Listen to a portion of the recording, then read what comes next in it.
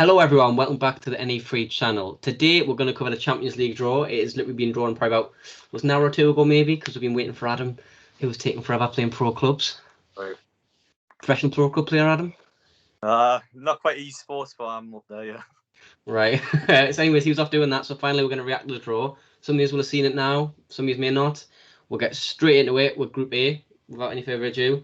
Oh, actually, no, I totally forgot. It was my idea as well. We're doing another chance for you to win a £20 gift card of your choosing. We're doing it on the I think it's the UEFA app. We're doing the Champions League Fantasy League. There'll be a link in the description. We'll tweet it out as well.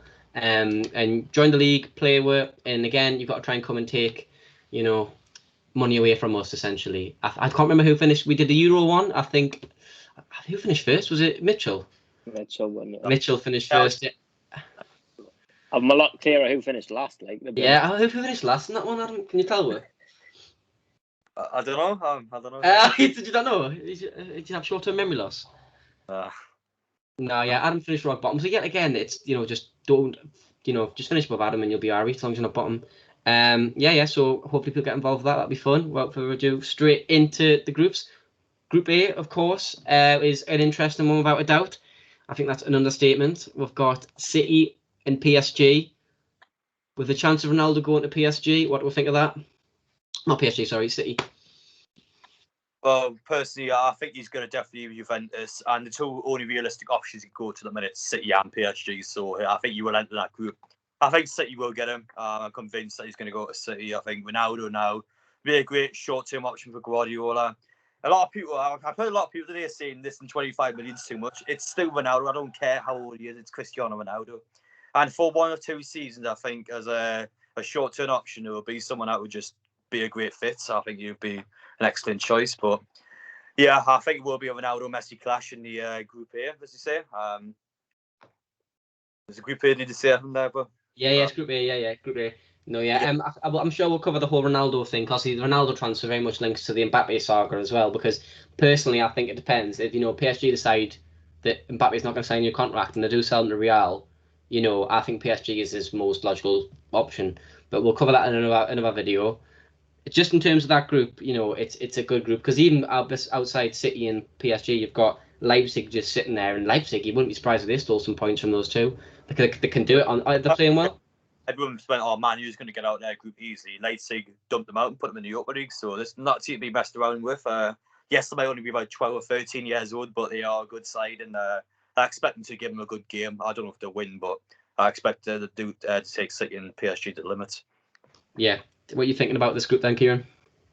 I mean, I think both of them will qualify, but it doesn't interest me. I'd much rather watch other teams in Europe. I know the whole thing with Messi to PSG. Obviously, it's going to be a good watch.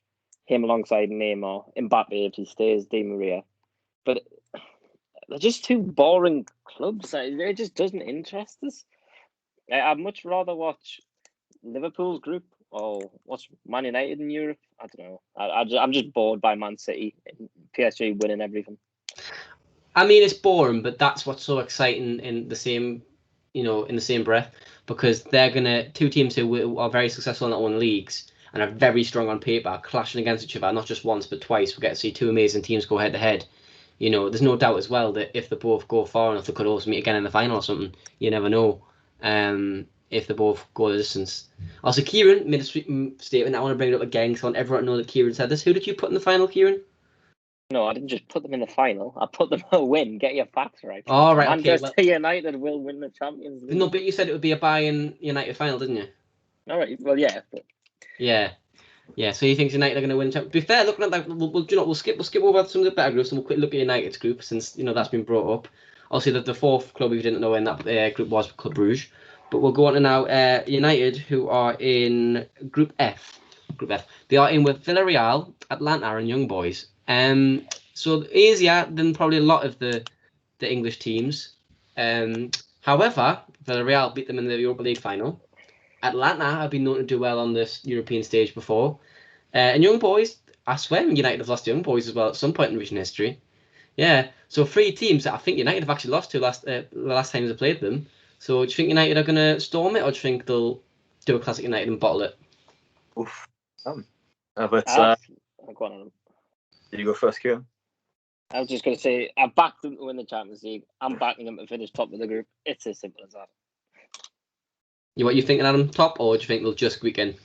I think they get top. In terms of the group itself, yeah, there isn't a very terrible team. Maybe young boys will, give them a game. But I think Man U do look dominant this year. I don't think they get far in the Champions League. I think they will get quarters max. I don't think they can get any further than that. But in terms of this group stage, I think they will look dominant. And I think they will look like a team that people will expect to get far. But in the end, Man U in the Champions League, they do tend to bottle it last 15 years or so. Well, in 2008. But yeah, I'm not confident anymore. Ollie, I do think it's a good manager, but I still think in a couple of seasons, Man U before they even think about winning the Champions League. Yeah, well, do you know what I'm going to say? I think they'll go to the Europa League again. I thought it's just saying that United rotation, when they have to start the disaster class of Fred in midfield or start Matic instead of, McTominay and Pogba, like, they're going to have to do that in Champions League. It's going to have to happen. And I just feel like Atlanta and Villarreal are going to take points from them. And I feel like it'll end up finishing third. I think definitely take points from young boys, maybe even probably 6 points from young boys. But I think Villarreal and Atlanta will do the exact same. So I don't know. My gut is saying they're going to end up in Europa League again. Just because, as we've seen it, the way they perform against certain teams, they can easily have terrible, terrible nights. And that's just my gut saying that they're going to end up in the Europa League. But yeah, it's definitely interesting. The Kieran thinks can go all the way, whilst I'm thinking, they might not even get out of the group. I disagree on that point that you said that they're going to rotate with Fred, because Fred's their first 11. If they're going to rotate, they're going to bring in Van der Beek, who's going to improve their first 11, alongside players like Cavani when he's fit. Greenwood will probably play. Sancho still hasn't started, neither has Varane. I don't know how you can say that even if they did play Fred alongside someone else, like, to beat the teams in their group. Come on. I don't know. Just United. My gut is saying I've got to go with my gut. My gut is saying they're going to go out at the group stages again. I think they'll have a good Prem season. I just think the Champions League is still beyond them. I don't know what it is that this team isn't a big game team. They proved it in the Europa League. They couldn't beat Villarreal. Which, let's be honest, if you want to win the Champions League, you should be beating teams like Villarreal. They're not. For me, they're not. They can pull out a result, but they're not on a tournament team. For me. Final's a one-off game though. Well, exactly. It's the point. I think one-off games United haven't got the steel that some teams have. But to get through the Champions League, you need to realistically win about 3 to 4 matches. You would think Old Trafford, you would expect to win all 3 of those games, even before the away matches. So, yeah, with fans back this season, I think they will have quite a lot, man. Because I think Old Trafford's a very hard thing to play out, especially when the fans are ready for a European night. But I think the Champions League back with some of the signs made this season, I think the fans will be up for it. And admittedly, I think some of them might get lost now and again, or they might have a terrible performance. But I think they're doing enough to get through at least second, they're fine first. But I'm convinced they will top of the group. I think Villarreal will look good, but I think Man U's team is just strong. Well, we'll look at all the rest of the English teams in the Champions League. So I think we'll jump back to Group B with Liverpool. Liverpool in the same group. It's Atletico Madrid, Porto, and Milan. Some people are calling this group of death. Some people are calling the PSG, City, Leipzig group the group of death. Which group is harder in your opinion? It depends what team you're looking at, really. I think in terms of a balanced group, I think Liverpool's group would be harder because all 4 of the teams are good sides. Whereas in the Barcelona one, there's 2 mega sides, 1 good side and 1 terrible side. So it depends how you look at it. But in terms of Liverpool group, I mean, like, even a team like AC Milan, they only just got themselves in the Champions League. They won 7 Champions League throughout their history. So these teams are stacked. These teams have got the history. And admittedly, I think Liverpool and Atletico will be the 2 teams to come out with. But Porto and AC Milan are not bad teams at all. I think they will give them a good go. But yeah, I think again, it's going to be the 2 obvious ones coming out with AC Milan just coming short, I would say. But I mean, it's not going to be easy. It's not going to be easy at all. But I think in terms of Liverpool and Atletico Madrid, they've just got better squads, really. Yeah. As a Liverpool fan, I'd like to hope that would I don't think we'll finish top. I think Atletico will finish above we. But I think we'll definitely finish second. Milan, I get again a funny feeling. Milan will probably finish bottom in this group, and Porto will go to the Europa League. Just because this Milan team is still very new. This Porto team has played in the Champions League a lot. It's used to playing on that stage. A lot of these players have possibly never played in the Champions League, or it's the first time in a while. They have got the experience at Ibra and that, which on the Champions League night is going to be great. I don't think they'll come out pointless, but I feel like they'll drop points to someone like Porto, and that'll mean that they do end up going up completely, not even to the Europa League. That's just, I think it is. We're seeing it time and time again. Champions League experience wins you games. So I think that they'll come out on top. My view is slightly different. I think Atletico are going to be the one to fall into the Europa League. Really? I think Liverpool will finish top, and then I've got a sneaky feeling Porto might come second. Jeez. I agree with you in the sense that AC Milan, I feel like, I don't know, I fancy them to struggle. Not so much lack of experience, I think maybe just lack of being a better team. Liverpool, I mean, what last 4 or 5 years been one of the best sides in Europe. They'll easily finish top, but I just feel like, especially with as it stands, Saul Niguez is going to Chelsea. Ridiculous signing. I've just got there's something in my head saying they're going to struggle and they're going to fall into the Europa League. Well, they signed Rodrigo de Paul from Udinese. They've signed Matis Cunha from Hertha Berlin, who was amazing for Brazil at Tokyo Olympics. I don't know. I see what you mean. It is a Atletico side.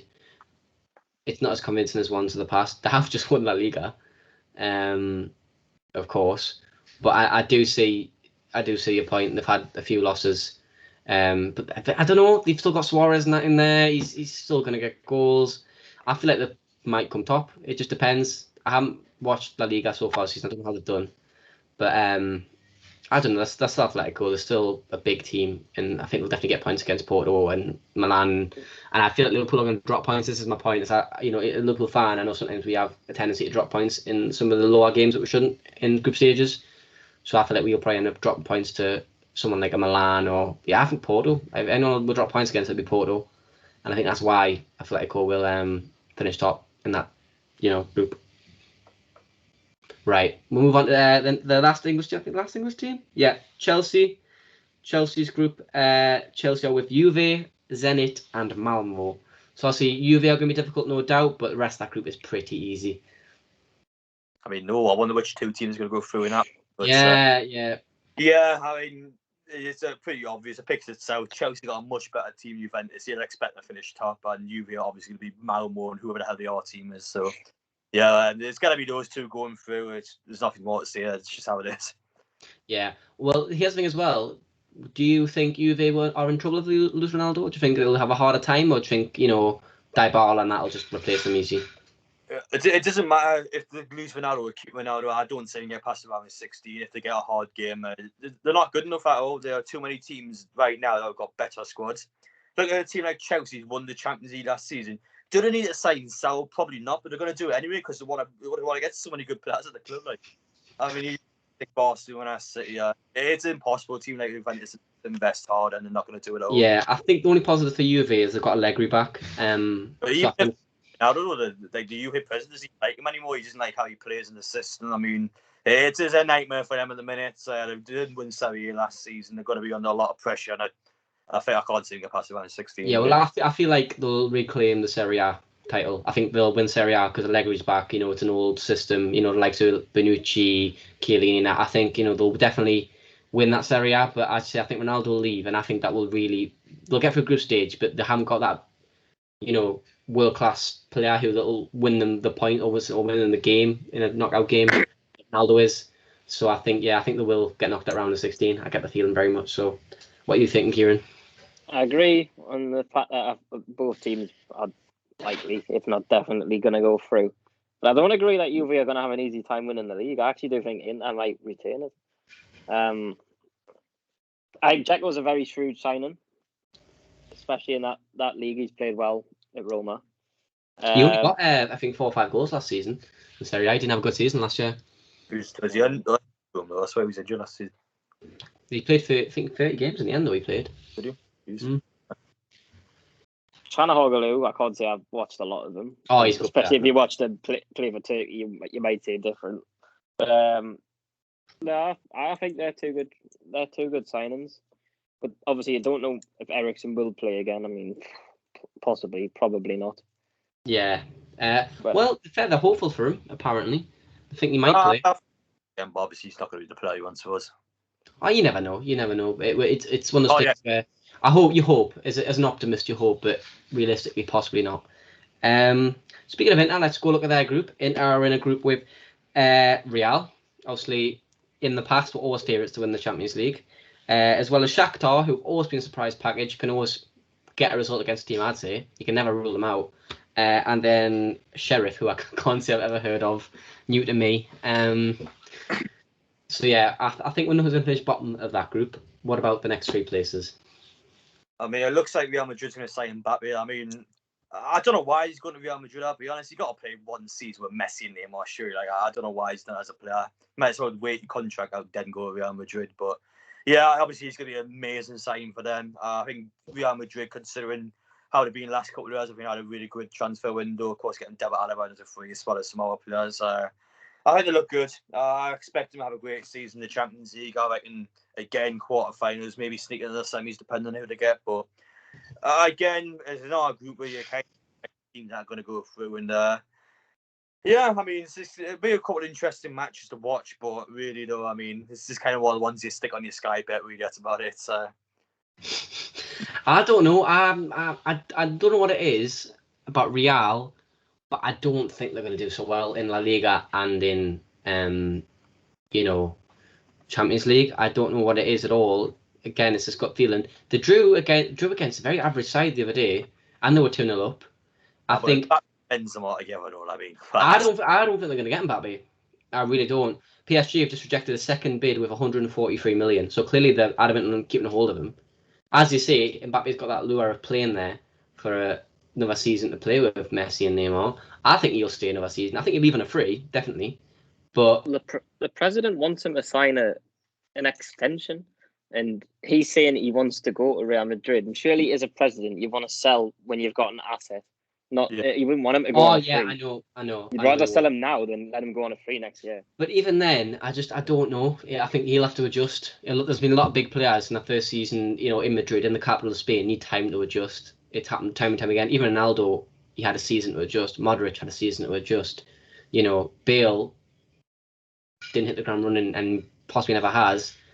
But and then you look at that squad, it's like. Well, I agree with that. No, but like in the way that Ronaldo did. Do you know what I mean? Massive signing. He scored in the Copa del Rey final. He scored in the Champions League final. No, I'm asking, right, but nothing on Ronaldo. That's the point I'm making. Nobody has. That's an impossible thing to live up to. Right. Anyways, point B is that they've got a lot of older players in that team. Not a lot of youth. Yeah, Mbappe bring that youth, but I don't know. Just something about that team. I don't think they're going to do great. Also, the manager's Ancelotti, and yeah, he's an experienced manager, but I don't rate him as much as I used to. I think that's like a big fit for Madrid. I think he knows the place well. He knows the players well, and I think in terms of Madrid this season, I think they look quite well set up. I don't know how they do, but I think on paper they look like a great side that you would expect to push on for these sort of things. But yeah, of course, it's a rebuilding stage at the minute with some of the players they got rid of. But I think Mbappe is settling really well, and I think he worked quite nicely in Ancelotti. Well, in terms of the group, I think they will finish top. I don't know if they'll go much further, but they will finish top of the group. I think Inter probably second. Shakhtar are guaranteed not to finish bottom. I think that sounds stupid.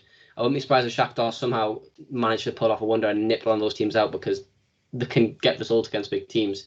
But I think they're guaranteed to finish third at least, Shakhtar,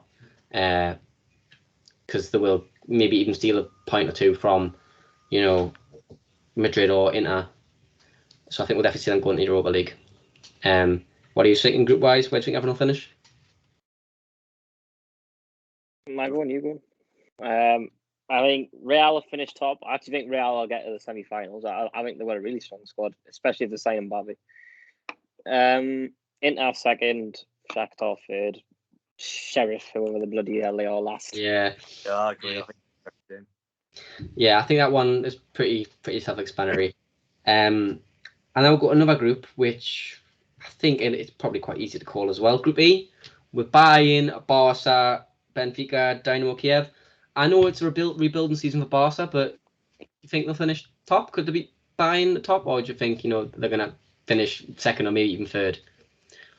Oh, I think they struggle. I think they finished second, but I honestly think they're going to have some really bad matches. I'm talking like 1-0 against these terrible teams towards the bottom. I mean, yeah, I think they get out. I think they've got immediately in around the 60. I don't rate them at all. It's going to be a very tough season for them.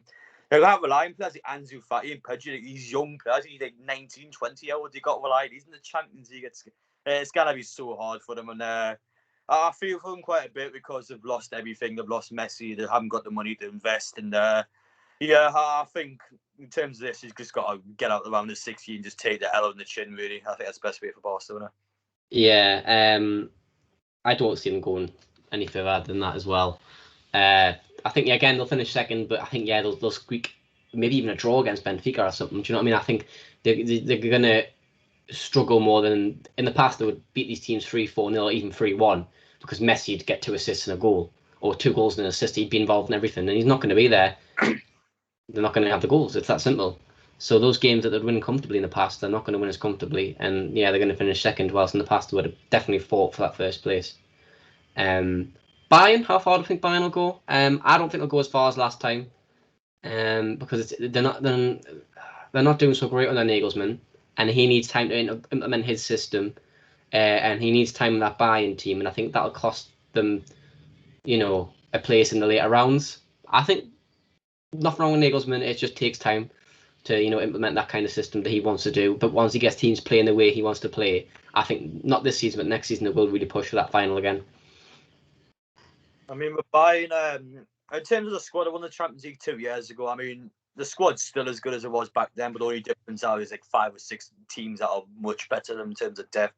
In terms of just going for, I mean, you'd expect Chelsea to get 4, you expect Madrid to get 4. I mean, you haven't even talked about Man City or PSG. I mean, Bayern Munich, who knows, they might get quite far in the competition, but you would think that one of these big teams are going to knock them out. And I mean, there's not much you can say. You just got to go at the end of the day, a better team, and that's just how it goes. But in terms of Bayern Munich, though, they do have high expectations. They would expect to go far, but personally, I think they'll probably get quarters, maybe if the manager a huge upset, but I can't see it getting further.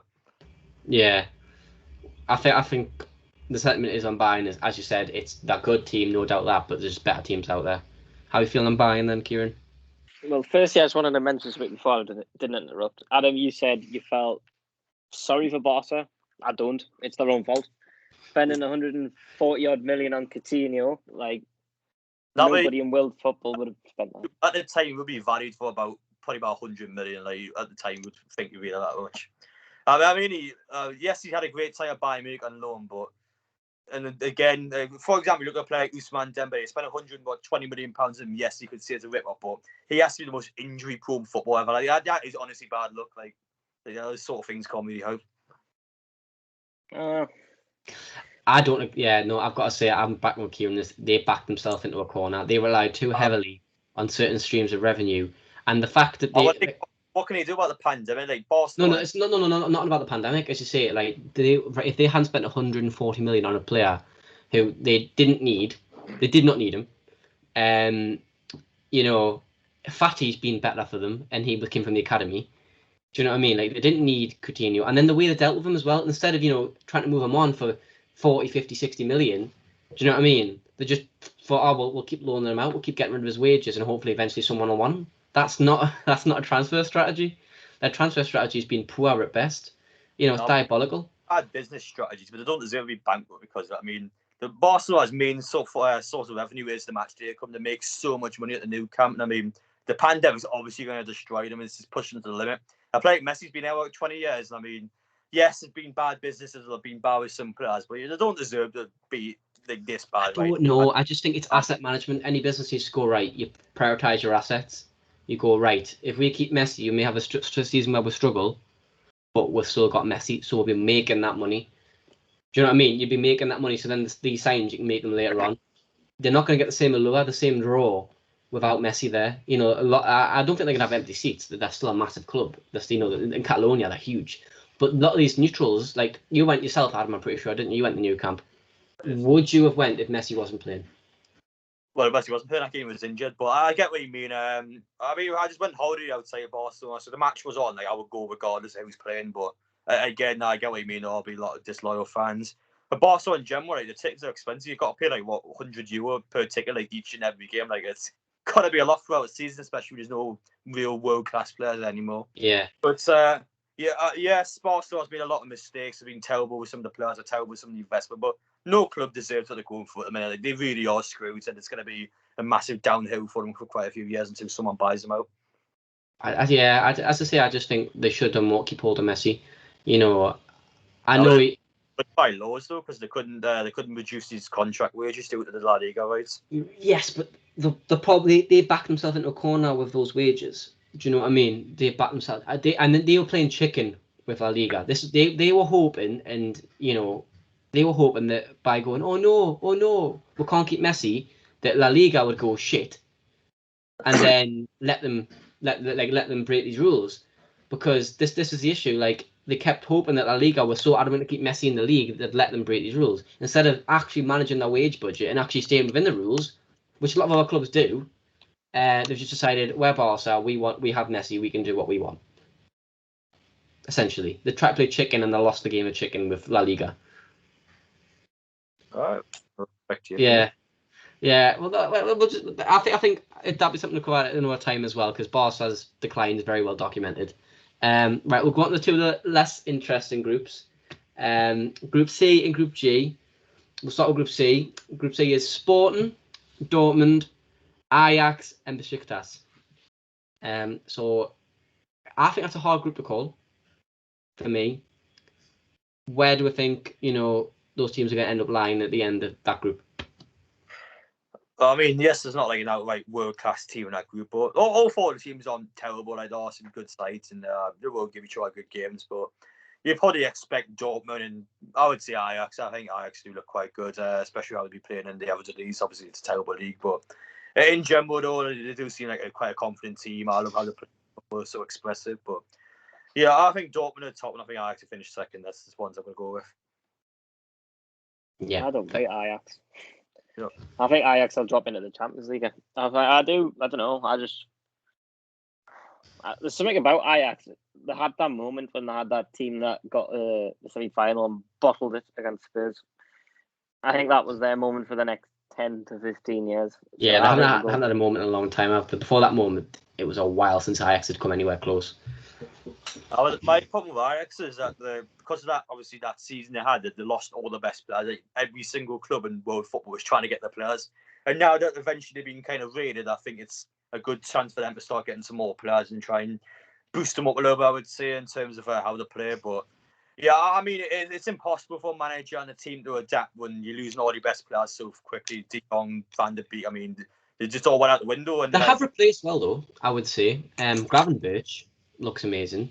And people like that, like, they've got one of the best academies in Europe. There's no doubt. You know, I think it's between probably them, Salzburg. Trying to get another big team has got a great academy, but you know, I'm probably La Masia. You know, Barca's academy. They're probably three of the best academies in Europe, in my opinion. You know, you look at the players coming through those academies, and they've always got a conveyor belt of talent. Like, it's like Salzburg. It makes me laugh. I see we'll come on to them in a second in their group. But like, it's absolutely ridiculous. They sold Haaland to Dortmund, replaced him with Daka. Sold Daka, and they've got replaced him straight away with. They've got Adeyemi, the German striker, and then they've got that Seydou Keita, who's banged in 14 goals. Do you know what I mean? Like, they've just got this constant conveyor belt of talent.